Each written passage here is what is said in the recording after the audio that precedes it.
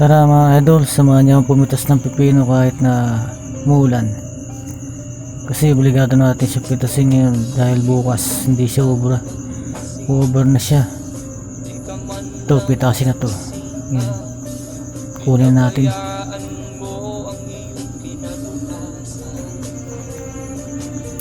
Ito pa.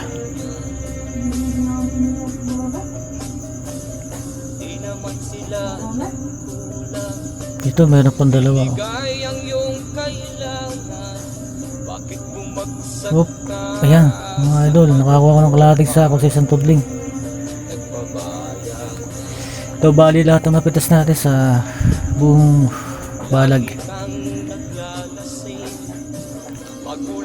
Ipake na natin siya. Ganito lang naman, madali lang naman mag-impake ng pipino. Ito. Tapos bali titimbang natin siya, kailangan 10 sana lang ang kilo niya, 10 per bundle, 10 kilos. Kaya lang hindi naman lahat siya sasakto kasi hindi siya pare-pares ng size. Yan ang nakuha natin, bali 22 bundle. Okay na po.